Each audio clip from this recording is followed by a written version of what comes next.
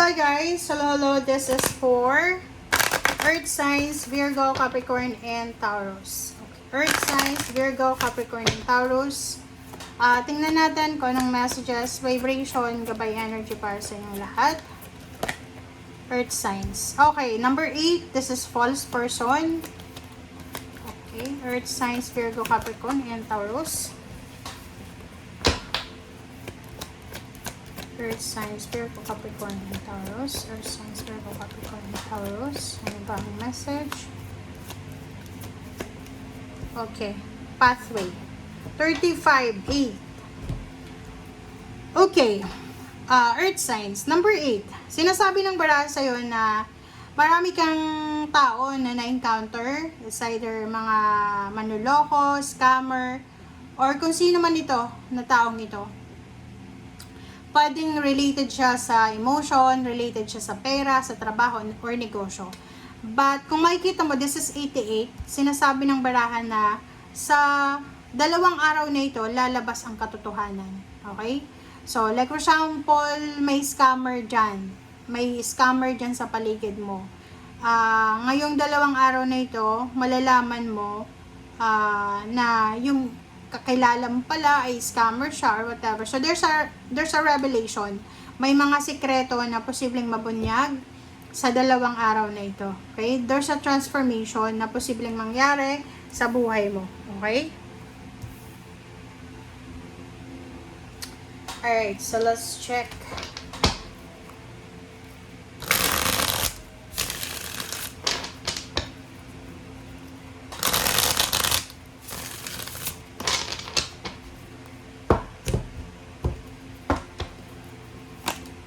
Okay, Temperance.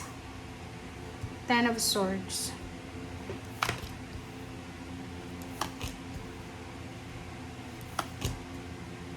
Okay guys, so nakikita mo yung baraha mo dito. Sinasabi ng baraha na kailangan mo daw magpasensya. Kumbaga, halimbawa kung magpasensya ka na sa ngayon, dagdagan mo pa, doblehin mo pa, triplehin mo pa.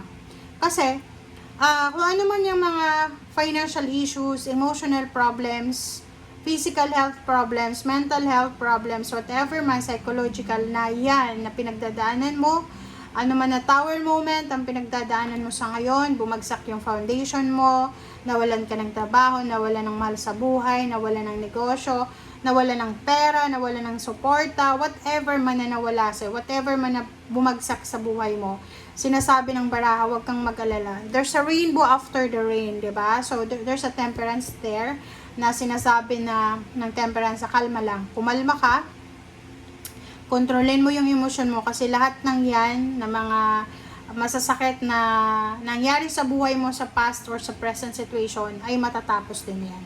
Hindi yan mag-i-stay sa buhay mo. And the King of Cups is here. Sinasabi ng barahan na kailangan manatili kang kalmado. Okay?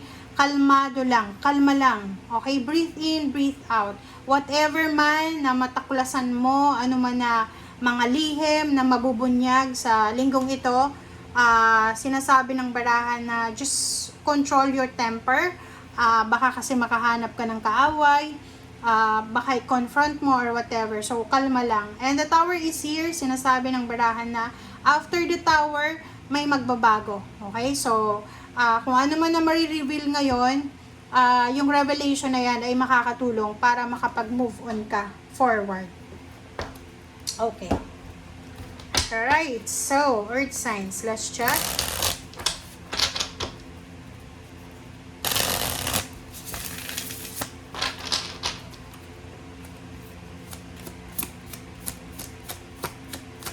Okay, temperance.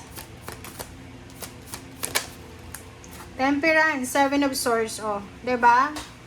Dalawa yung Seven of Swords mo eh. Sinasabi ng baraha sa'yo na napapaligiran ka ng mga scammer, manloloko, traidor, chismoso, chismosa. So, sinasabi ng baraha, huwag kang masyadong magtitiwala sa kung kani-kanino, lalo na yung mga kinakausap ka niyan sa mga social media accounts, nagsisend sa'yo ng kumusta ka na. For example, kung may kaaway ka sa kapamilya mo, sa paligid mo, tapos may isang tao na mangungumusta sa'yo, Huwag kang maniniwala sa pangungumusta niyan. Naghahanap lang niya ng balita. Okay? So, you need to be careful. Maging careful ka ha. Kasi itong 7 of Swords na to, sinasabi ng 7 of Swords na kaliwat kanan yung mga scammer, manluloko sa buhay mo. So, you need to be patient. Okay? Huwag kang mag-alala kasi lahat ng yan ay may katapusan. Matatapos din yan yung mga issues na yan. Okay, 10 of Swords is the Moon. So, nakikita ko sa'yo dito na kailangan mo daw harapin. Harapin mo kung ano yung tama. Okay, harapin mo yung tama. Huwag kang matakot. Makinig ka sa sinasabi ng iyong intuition.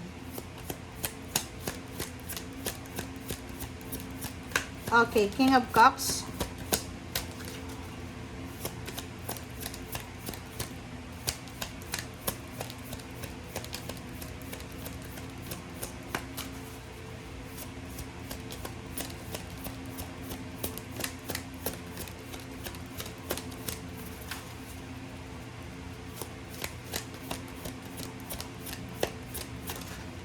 Okay, King of Cups.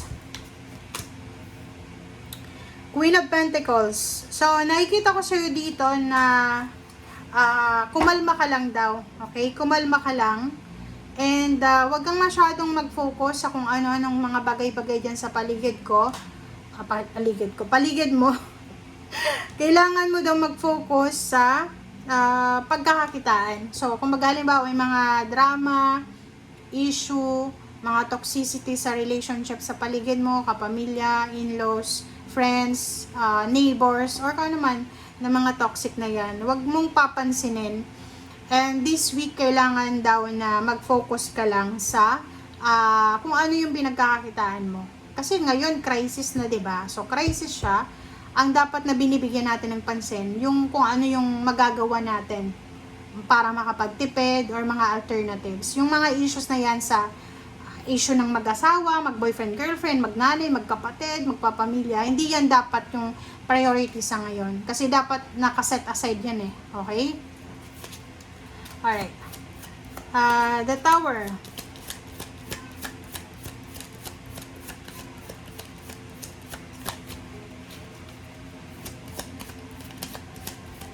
Mag-iingat ka sa mga taong nagkukunwaring kaibigan mo, kakilala, whatever man. Four of Wands, talagang possible na may mga gulo sa pamilya. May gulo, bumagsak, yung bumagsak na sa'yo, na tower is family, your foundation. Pwedeng nag-away-away yung mag-asawa, mag-boyfriend, girlfriend, mag-in-laws, naghiwalay, whatever man na nangyari.